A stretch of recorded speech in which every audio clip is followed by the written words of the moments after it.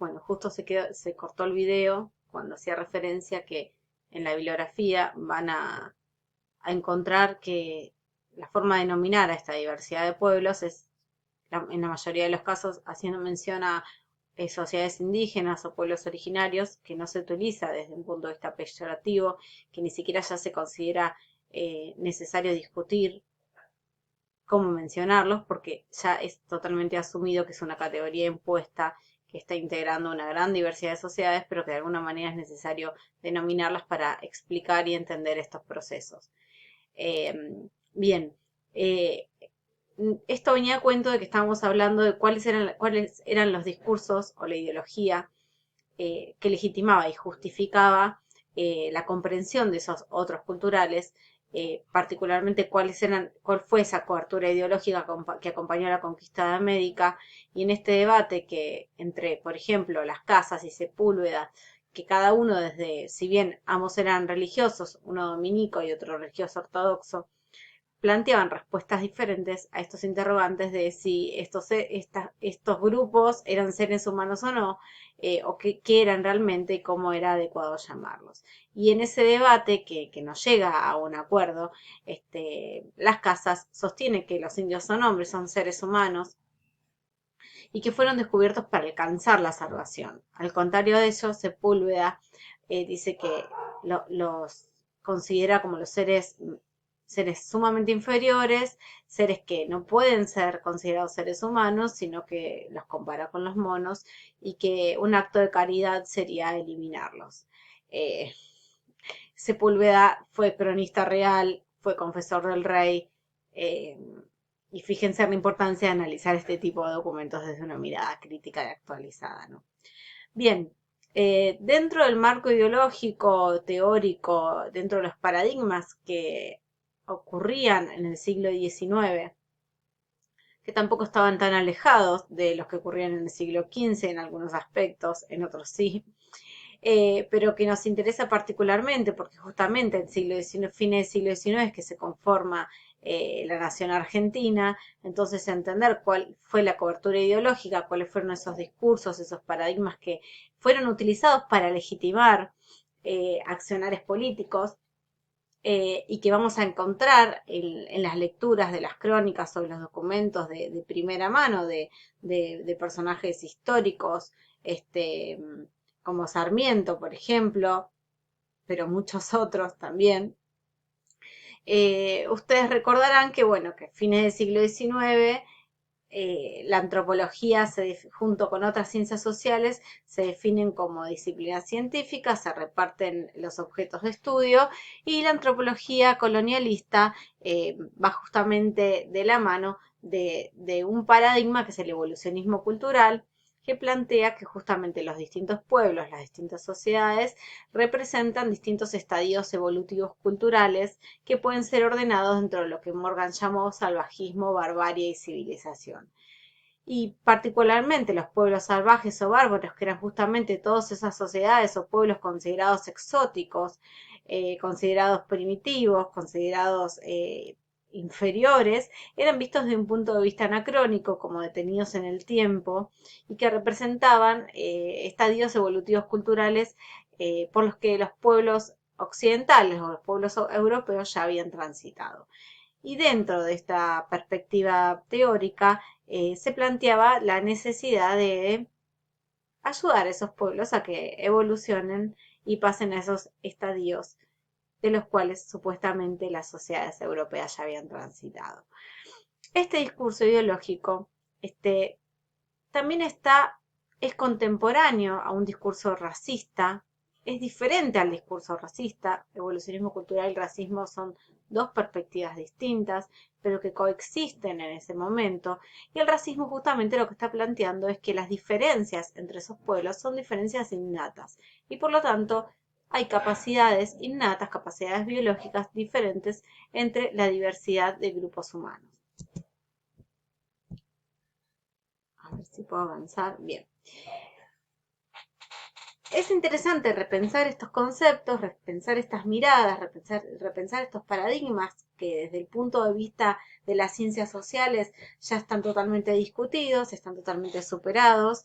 Sin embargo, esta idea de inferioridad innata, este racismo o esta idea de una mezcla entre racismo y evolucionismo cultural, sigue estando instalada como parte de un imaginario colectivo, del imaginario social, respecto justamente a los pueblos indígenas. Entonces la pregunta que surge, la pregunta que nos tenemos que hacer respecto a esto es entonces, ¿por qué ocurre esto? ¿Cómo es que ocurre? ¿Por qué se reproduce? ¿Cómo? ¿De qué manera? O sea, ir a la historia de esta mirada, particularmente ir a la historia en nuestro país de la construcción de esta mirada y entender por qué y de qué manera estos discursos que están tan superados en el ámbito científico, en el ámbito académico, siguen siendo parte de un entendimiento común, un discurso que es cotidiano si salimos del ámbito académico y que muchas veces en ciertos sectores del ámbito académico perdura. Bien, seguimos con palabras utilizadas por Barco. Dice, todo genocidio parte y se sostiene a través de un discurso que atraviesa el tiempo e invisibiliza al otro. Atraviesa el tiempo e invisibiliza al otro. Entonces, de nuevo esta idea que plantea Balco de que el genocidio no terminó, el genocidio perdura, continúa, ¿sí? Se mantiene en el tiempo y se mantiene justamente a través de la invisibilización de esos otros culturales y esos procesos ocurridos. Entonces, ¿cómo opera la pedagogía de la desmemoria? ¿Cómo opera esta enseñanza, esta reproducción de un discurso ficcionado, de un discurso tergiversado? Y Balco dice, hay un doble proceso. Primero, se invisibiliza lo ocurrido y segundo, se glorifica determinado sector o determinados agentes o determinadas partes de ese proceso. A través de este doble proceso de invisibilizar y luego glorificar, se sustituye la realidad histórica por una desmemoria, por un discurso ficcionado. Entonces, la pregunta que nos hacemos es, ¿qué se invisibilizó en la historia argentina y en la historia previa a la conformación del Estado Nacional? ¿Y qué se glorificó en este proceso? Y estas preguntas las vamos a ir respondiendo a través de una suma de contenidos y discusiones que vamos a ir teniendo a lo largo del cuatrimestre, ¿sí? Pero bueno, para partir y para posicionarnos y para entender a qué nos estamos refiriendo y por qué planteamos este juego entre concepto de desmemoria y memoria, tenemos que posicionarnos y contextualizarnos en el siglo XIX, que justamente en este proceso de conformación del Estado Nacional es que se crea y se consolida un imaginario de una Argentina que se muestra al mundo como un territorio generoso, abierto a hombres de buena voluntad, el granero del mundo, un gran espacio que necesita ser habitado, conquistado por, por gente buena, ¿sí? Con buena voluntad, con gente trabajadora, y que justamente esa gente es buscada fuera del territorio que hoy conforma la Argentina. Entonces, de nuevo, otro interrogante, y el interrogante que surge de todo este imaginario es qué hay detrás de esta mirada, de esta construcción, de estas representaciones sociales, qué hay detrás de este imaginario, qué hay detrás de esta propaganda que se muestra al mundo a finales del siglo XIX. ¿Qué son los imaginarios? ¿Qué son las representaciones sociales? Bueno, los imaginarios justamente son representaciones, imágenes que heredamos y que nos hablan justamente de una idea que tenemos respecto a un otro cultural o a un conjunto de personas o a una determinada o a un determinado proceso, ¿sí? ¿Cuáles son los imaginarios comunes sobre los pueblos originarios que habitaron y que habitan el actual territorio argentino? Hay distintos conceptos o categorías sumamente estereotipadas que podemos empezar a encontrar de forma explícita o implícita en un montón de discursos en distintos ámbitos, desde un ámbito de, no sé, caricaturas, un ámbito literario, un ámbito de ficción, el ámbito periodístico, en la escuela, en determinados museos. Y que si preguntamos o indagamos o buscamos cuáles son esas categorías, cuáles son esas representaciones sociales que definen o que predominan sobre la concepción de las sociedades indígenas, muchas de ellas tienen que ver con estas palabras que puse en la diapositiva. La idea de que eran vagos, de que estaban en sociedades anacrónicas, salvajes, sucios, pobres, violentos, ignorantes, que eran todos iguales, ¿sí? Que eran borrachos, incapaces de comprender, de comprender una economía de mercado que se abría al mundo y por eso era necesario traer pobladores de otros lugares, que eran usurpadores, que son usurpadores, inferiores, naturales. También, no solo los estereotipos, si bien los que predominan son los que tienen que ver con cuestiones negativas y peyorativas, también hay muchos estereotipos o discursos más modernos que tienen ese imaginario de quizás el buen salvaje, lo que conocemos como buen salvaje, ¿sí? Vivían en armonía con la naturaleza, los despojamos de toda posibilidad de conflicto, bueno, esto no era así, ¿sí? No es así. Pero bueno, estas imágenes son las que aprendimos, las que heredamos, las que conforman y predominan en el imaginario social. Son imágenes de ficción, por supuesto, con un fuerte trasfondo político, que la idea es analizar cómo fueron construidas estas imágenes, cuál fue el trasfondo político que construyó estas imágenes, y que se presenta justamente a esos otros culturales como un otro problemático, totalmente estigmatizado. Entonces, de nuevo, ¿de dónde surgen estos estereotipos y cómo se reproducen? Es parte de los interrogantes que me gustaría, aunque sea introducir en la clase de hoy, pero que insisto que vamos a ir viendo a lo largo del cuatrimestre, porque como yo les mencioné en la presentación de la materia, las unidades, el programa de la materia está pensado de una forma cíclica o circular.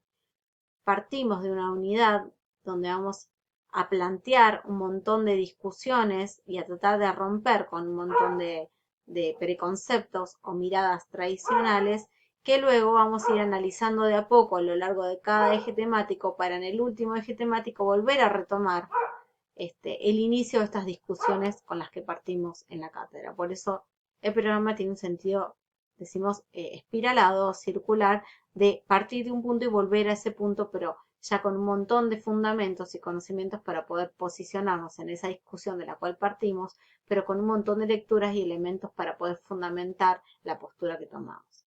Entonces, frente a estas preguntas que les decía de dónde surgen estos imaginarios y cómo se reproducen, bueno, elegí algunos ejemplos del siglo XIX, siglo XX, siglo XXI para entender cómo estas representaciones sociales, estas construcciones estereotipadas sobre el otro, tienen un origen, son dinámicas también, no es que se mantiene esa mirada sobre el otro, no es exactamente igual en el siglo XIX que en el siglo XXI, hay determinados aspectos que cambian, pero más allá de ese dinamismo hay elementos muy fuertes que persisten en la mayoría de la población y por eso hablamos de un colectivo que tiene amnesia y cómo esa amnesia en realidad es enseñada a través de distintos mecanismos. Entonces, bueno, ejemplos, siglo XIX, ejemplos de cuadros, literatura o política que van a manifestar esa mirada,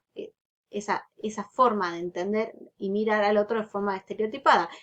1845, Sarmiento publica El Facundo, Civilización y Barbarie en las Pampas Argentinas. Pasa, bueno, Sarmiento, un personaje político que es puesto en el panteón de los próceres más importantes, hoy discutido, pero igualmente un personaje muy importante dentro de la historia nacional. Entonces, analicemos cómo pensaba Sarmiento, tomemos una oración, una frase textual de su libro para entender cómo se concebía a esos otros culturales, es decir, las razas americanas viven en la ociosidad y se muestran incapaces, aún por medio de la compulsión, para dedicarse a un trabajo duro y seguido. Entonces, esta cuestión de las razas, la sociedad, la incapacidad, esta idea de que son razas vagas, que no tienen la posibilidad del trabajo, que son incapaces, empieza a ser un discurso que se instaura en la época y se reproduce fuertemente y que seguimos heredando en muchos de los aspectos, más allá de los cambios que haya habido en las representaciones sociales sobre esos pueblos.